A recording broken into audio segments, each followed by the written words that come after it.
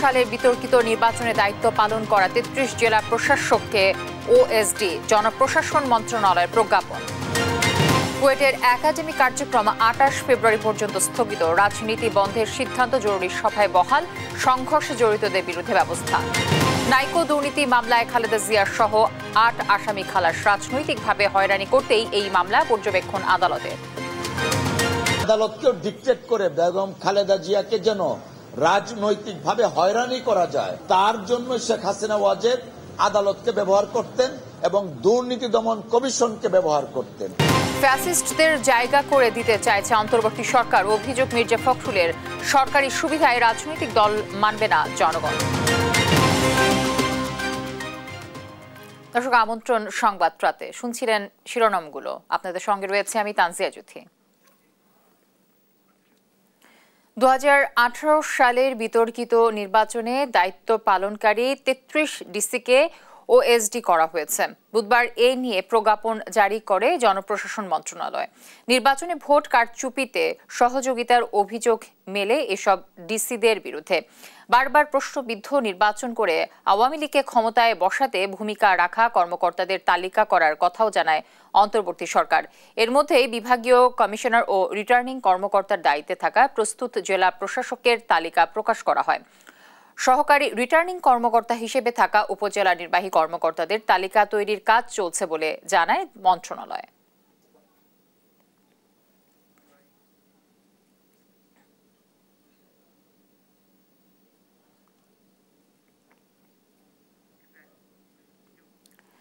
দফায় দফায় সংঘর্ষের ঘটনায় এখনও থমথমে কুয়েট ক্যাম্পাস।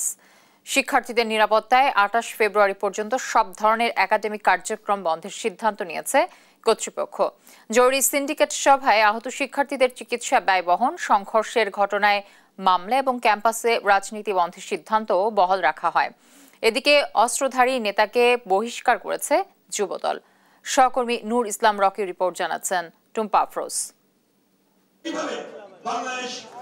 বুধবার রাজধানীর কৃষিবিদ ইনস্টিটিউশনে সদস্য ফর্ম বিতরণ, সদস্য নবায়ন কার্যক্রমের উদ্বোধন ও গণ অভ্যুত্থান পরবর্তী বাংলাদেশের নতুন ধারার রাজনীতি। খুলনা প্রকৌশল ও প্রযুক্তি বিশ্ববিদ্যালয়ে ছাত্রদল ও বৈষম্য বিরোধী ছাত্র আন্দোলনের নেতাকর্মীদের মধ্যে দফায় দফায় সংঘর্ষ ও পাল্টাপাল্টি ধাওয়ার ঘটনায় থমথমে অবস্থা বিরাজ করছে। বুধবার সকাল থেকে ক্যাম্পাসের প্রধান ফটকের চারপাশে অবস্থান নেয় আইন শৃঙ্খলা রক্ষাকারী বাহিনীর সদস্যরা। হামলার ঘটনায় কুয়েটে উপাচার্যের পদত্যাগ, ছাত্র রাজনীতি নিষিদ্ধ, হামলাকারীদের শাস্তি সহ ৬ দফা দাবি না মানা পর্যন্ত ক্লাস পরীক্ষা বর্জনের ঘোষণা দিয়েছে শিক্ষার্থীরা। বেলা ১:৩০টার দিকে বিক্ষোভের এক পর্যায়ে প্রশাসনিক ভবনে তালা ঝুলিয়ে দেয় তারা। কুয়েটের সাথে সংযুক্ত থাকা অবস্থায় কুয়েটের ভেতরে এবং বাহিরে কোনো প্রকার রাজনীতির সাথে প্রত্যক্ষ বা পরোক্ষভাবে জড়িত থাকতে পারবে না। ৫ দফা দাবি না মানা পর্যন্ত এই মানববন্ধন চলবে।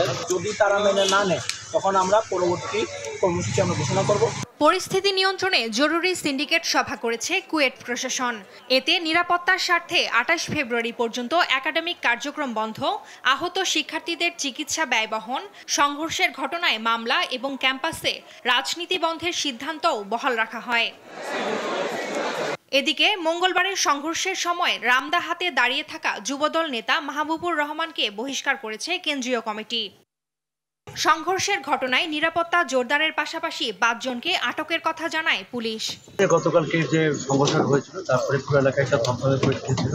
পরবর্তীতে পুলিশের মধ্যে বাহিনী সকল বাহিনীর নিরলস প্রচেষ্টায় আমরা একটা নিয়ন্ত্রণে নিয়ে এসেছিলাম। তো সকাল থেকে সেখানে মোতায়েন আছে, আপনারা দেখতে পাচ্ছেন। তো এখন পর্যন্ত এলাকায় যেটা স্টুডেন্টদের সাথে কথা হয়েছে, তারাও আশ্বস্ত করেছে যে তারা এমন কিছু করবে না যেটা পরিস্থিতিকে খারাপ দিকে নিয়ে যেতে পারে। মঙ্গলবারের হামলায় আহত হয় অন্তত ৬০ শিক্ষার্থী। তাদের মধ্যে আশঙ্কাজনক একজন আইসিইউতে চিকিৎসা নিচ্ছেন। নিউজ ডেস্ক, দেশ টিভি। কুয়েটে গত রাতে ছাত্রদের সংঘর্ষের ঘটনার পর সবশেষ পরিস্থিতি জানাতে সরাসরি যুক্ত হচ্ছেন সহকর্মী নূর ইসলাম রকি। রকি, ক্যাম্পাসের সর্বশেষ অবস্থা আমাদেরকে জানাবেন।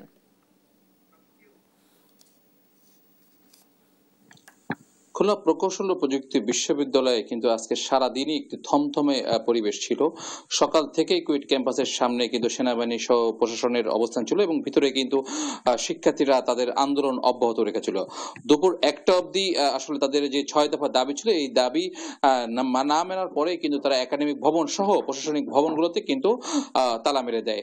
পরবর্তীতে কিন্তু সিন্ডিকেট সভা যেটা হয়ে যায়, সিন্ডিকেট সভায় কিন্তু শিক্ষার্থীদের যে 6টা দাবি ছিল তার মধ্যে 5টি দাবি কিন্তু মেনে নিয়ে বিকেল 5টার পরে কিন্তু কুয়েটের যে প্রভিসি উনি সাংবাদিকদের সাথে একটি ব্রিফিং করেন।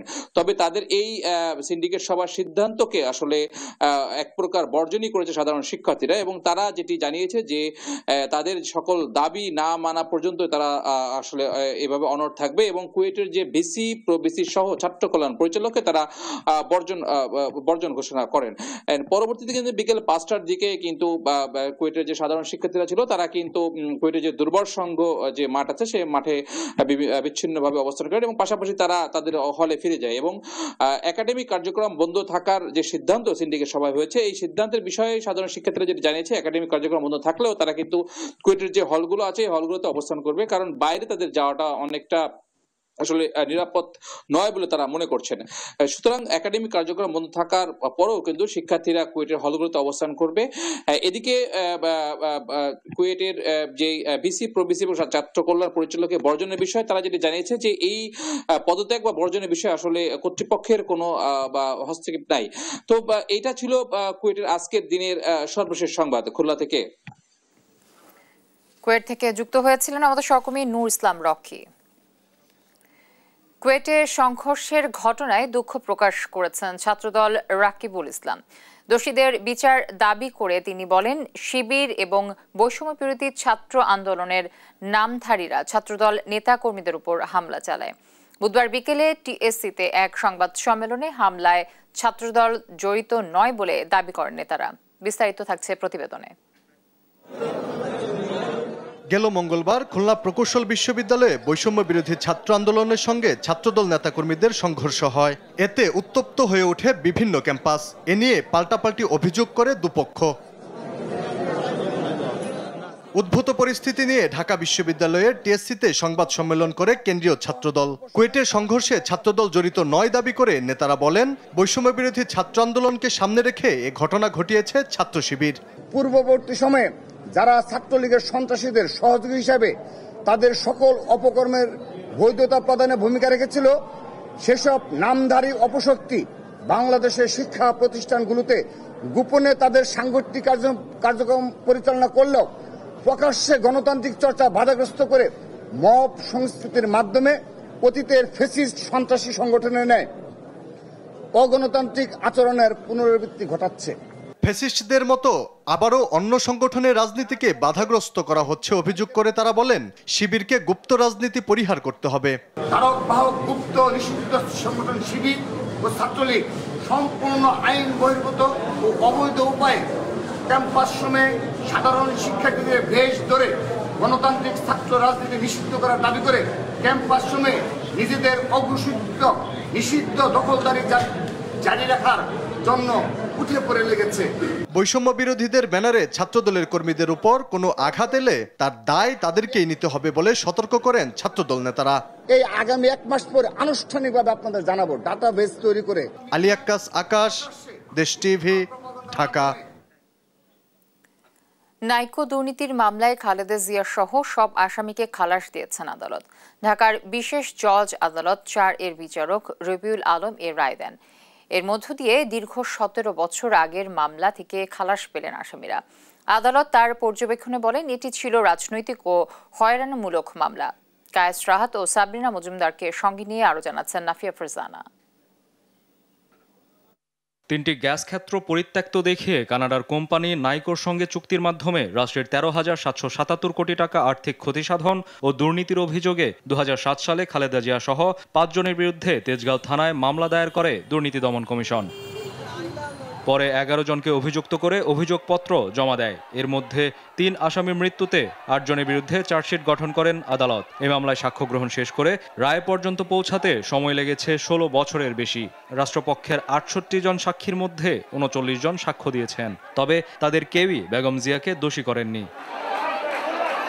অভিযোগ প্রমাণ না হওয়ায় ১৬ বছর পর বেগম খালেদা জিয়া সহ ৮ আসামিকে মামলা থেকে খালাস দিয়েছেন আদালত। বুধবার সকালে এ রায় ঘোষণা করেন ঢাকার বিশেষ জজ আদালতের বিচারক মোহাম্মদ রবিউল আলম।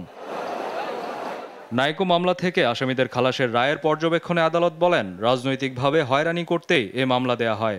শেখ হাসিনা আদালতকে ব্যবহার করে এই মামলা থেকে অব্যাহতি পেয়েছেন, আর ম্যাডাম খালেদা জিয়ার মামলা বছরের পর বছর এই জন্য টানছে যাতে রাজনীতিতে তিনি মানুষের কাছে, দেশের কাছে এবং দেশের বাইরের মানুষের কাছে তার অর্থাৎ মান সম্মানের হানি ঘটায়। এই রায়টি অবশ্যই ঐতিহাসিক রায় এবং এই রায়ের মধ্যে দিয়ে দুইটা মেসেজ জাতির কাছে গেছে।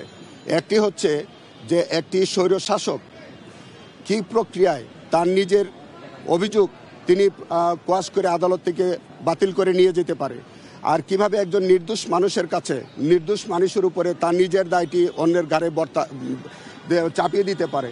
এটার একটি চমৎকার দৃষ্টান্ত স্থাপিত হয়েছে আজকের এই মামলার মধ্য দিয়ে, আজকের এই রায়ের মধ্য দিয়ে। এ রায়ের বিষয়ে বিএনপির আইন বিষয়ক সম্পাদক ব্যারিস্টার কায়সার কামাল বলেন, খালেদা জিয়া ও বিএনপির গায়ে কালিমা লাগাতেই নিজের মামলা প্রত্যাহার করে নাইকো মামলায় বেগম জিয়াকে ফাঁসিয়েছিলেন শেখ হাসিনা। আদালতকেও ডিকটেট করে বেগম খালেদা জিয়াকে যেন রাজনৈতিকভাবে হয়রানি করা যায় এবং বিএনপির নামে যেন কালিমা লেপন করা যায়, তার জন্য শেখ হাসিনা ওয়াজেদ আদালতকে ব্যবহার করতেন এবং দুর্নীতি দমন কমিশনকে ব্যবহার করতেন। নাইকো দুর্নীতি মামলার এ রায়ের মধ্য দিয়ে খালেদা জিয়া ন্যায় বিচার পেলেন বলেও জানান এ আইনজীবী। খালাস পাওয়ার মাধ্যমে আমরা মনে করি তিনি ন্যায় বিচার পেয়েছেন। কায়েস রাহাত, দেশ টিভি, ঢাকা। ক্ষমা চেয়ে নির্বাচনে অংশ নেয়ার সুযোগ দিয়ে ফ্যাসিস্টদের জায়গা করে দিতে চাইছে অন্তর্বর্তী সরকার, এমন অভিযোগ করেছেন বিএনপি মহাসচিব মির্জা ফখরুল ইসলাম আলমগীর। নতুন রাজনৈতিক দল গঠনকে বিএনপি স্বাগত জানালেও সরকারি সুযোগ সুবিধা নিয়ে দল গঠন জনগণ মেনে নেবে না বলে মন্তব্য করেন তিনি। আরো জানাচ্ছেন সাইফুল রিপন।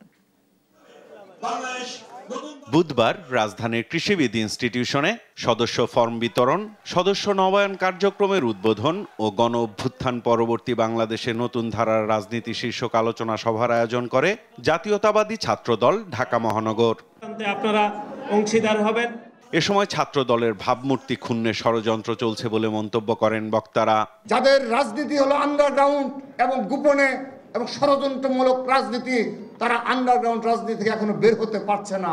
বিভিন্ন শিক্ষা প্রতিষ্ঠানে আমরা লক্ষ্য করছি কিছু গুপ্ত সংগঠন ছাত্র দলের কর্মকাণ্ডে বাধাগ্রস্ত করার জন্য হামলা চালাচ্ছে। ঢাকার ২ মহানগরের সভাপতি বলেন, অনুপ্রবেশকারীদের বিএনপিতে স্থান নেই। সংস্কারের দোহাই দিয়ে জনগণকে নির্বাচন থেকে দূরে না রাখার আহ্বান জানান তারা। বাংলাদেশে ভবিষ্যতে আর যাতে কোনো স্বৈরাচারের জন্ম না হয়, সংস্কারের দোহাই দিয়ে নির্বাচন থেকে দেশের মানুষকে দূরে রাখার কোনো চেষ্টা আপনারা করবেন না। প্রধান অতিথির বক্তব্যে বিএনপি মহাসচিব মির্জা ফখরুল ইসলাম আলমগীর বলেন, দেশের জনগণ দ্রুত গণতান্ত্রিক পরিবেশে ফিরে যেতে চাইলেও নির্বাচন নিয়ে সরকারের আন্তরিকতা নিয়ে সন্দেহের সৃষ্টি হয়েছে। যে তারা এখন তাদের নিজেদের স্বার্থে ওই ফ্যাসিস্টদেরকেও তারা জায়গা দিতে চায়। আবারও হুঁশিয়ার করে বলে দিতে চাই, যদি আবার কেউ সেই ১/১১ কথা চিন্তা করেন, গণতন্ত্রকে বিসর্জন দিয়ে আবার সেই একদলীয় শাসন বা ফ্যাসিস্ট আন্দোলন, ফ্যাসিস্ট সরকারের দিকে যেতে চান, তারা কখনোই জনগণ তা মেনে নেবে না। মেধাবীদের ছাত্র দলে নিয়ে আসার উদ্যোগ নেয়ার নির্দেশনা দিয়ে বিএনপি মহাসচিব বলেন, সাইবার দুনিয়ায় মেধাভিত্তিক লড়াইয়ে নামতে হবে শিক্ষার্থীদের। লড়াইটা ওইখানে চালাও, that is the most important place. ওই জায়গায় তোমরা যদি লড়াই করতে পারো, তাহলে তোমাদের বিজয় কেউ ঠেকাতে পারবে। সাইফুল রিপন, দেশ টিভি, ঢাকা। অন্তর্বর্তীকালীন সরকারের নিরপেক্ষতা নিয়ে জনমনের সন্দেহ দেখা দিয়েছে বলে মন্তব্য করেছেন বিএনপির স্থায়ী কমিটির সদস্য আমির খসরু মাহমুদ চৌধুরী। বুধবার বিকেলে নোয়াখালীতে দ্রব্যমূল্য নিয়ন্ত্রণ, আইন শৃঙ্খলার উন্নয়ন ও দ্রুততম সময়ে জাতীয় সংসদ নির্বাচনের দাবিতে জেলা বিএনপি আয়োজিত সমাবেশে এ মন্তব্য করেন। দেশে গণতন্ত্রের পথে কেউ বাধা হয়ে দাঁড়ালে শেখ হাসিনার মতো তাদেরকে মোকাবেলার জন্য নেতাকর্মীদের প্রস্তুত থাকার নির্দেশ দেন তিনি। এ সময় তিনি বলেন, সরকারের কর্মকাণ্ডে মনে হচ্ছে তারা যেন কোন দিকে ঝুঁকে যাচ্ছে। এ সময় তিনি সংস্কারের নামে কালক্ষেপণ না করে দ্রুত নির্বাচনের মাধ্যমে জনগণের ক্ষমতা জনগণের হাতে ফিরিয়ে দেওয়ার আহ্বান জানান।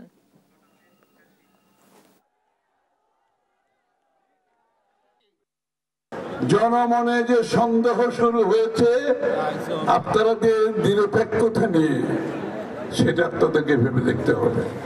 আপনাদের নিরপেক্ষতা নিয়ে মানুষের মনে কিন্তু সন্দেহের সৃষ্টি হয়েছে। আপনাদের কথাবার্তায়, আপনাদের উপদেষ্টাদের কথাবার্তায়, তাদের সোশ্যাল মিডিয়াতে পোস্টিং এর কথাবার্তায় মনে হয় তারা কোনো একদিকে ঢুকে যাচ্ছে। চলছে অমর 21শে বইমেলা। মেলা প্রাঙ্গণে আছেন আমাদের সহকর্মী আপন অপু, আমরা তার সাথে যুক্ত হবার চেষ্টা করছি। অপু, শুনতে পাচ্ছেন নিশ্চয়ই আমাকে? অপু, কেমন দেখছেন আজকের বইমেলা? নতুন কয়টি বই এসেছে আজ? আজ মেলার 19তম দিন এবং এই 19তম দিনে লেখক পাঠকের পদচারণায় মুখর হয়ে উঠছে অমর 21শে বইমেলা প্রাঙ্গণ। আজকে অমর 21শে বইমেলায় নতুন বই এসেছে 70টি এবং এখন পর্যন্ত নতুন বই এসেছে 1793টি। এর মধ্যে সবচেয়ে বেশি রয়েছে কবিতার বই, তারপরেই রয়েছে গল্প এবং উপন্যাস। এবং আজকে মেলার মোড়ক উন্মোচন মঞ্চে অনেকগুলো নতুন বইয়ের মোড়ক উন্মোচন হয়েছে। তার মধ্যে তারেক রহমান সংগ্রাম ও রাজনৈতিক যাত্রা এই শিরোনামের একটি বইয়ের মোড়ক উন্মোচন করেছেন বিএনপি মহাসচিব মির্জা ফখরুল ইসলাম আলমগীর। মোড়ক উন্মোচনটি হয়েছে সন্ধ্যায় মোড়ক উন্মোচন মঞ্চে। আর এর বাইরেও আজকে হচ্ছে এই মেলার 19তম দিনে মেলায় যেমন আমরা বই প্রেমীদের ভিড় দেখছি, তেমনি দেখেছি অনেক নতুন লেখকদের উপস্থিতি এবং অনেক প্রবীণ লেখকরাও এসেছেন। সব মিলিয়ে আজকের মেলাটা অনেকটাই একটু জমজমাট বলা যায়। বেচা বিক্রিও মোটামুটি আগের তুলনায় ভালো।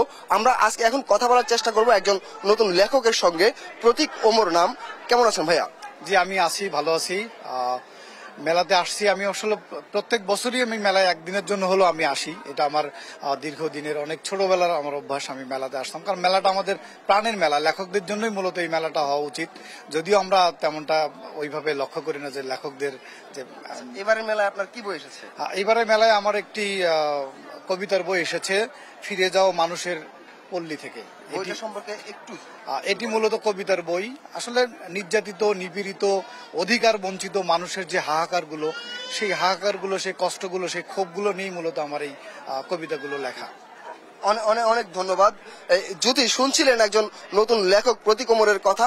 এই ছিল অমর 21শে বইমেলা থেকে আমার কাছে সর্বশেষ। অপু, আপনাকে ধন্যবাদ। দর্শক, বইমেলা প্রাঙ্গণ থেকে যুক্ত হয়েছিলেন আমাদের সহকর্মী আপন অপু। দেখছেন সংবাদ রাত।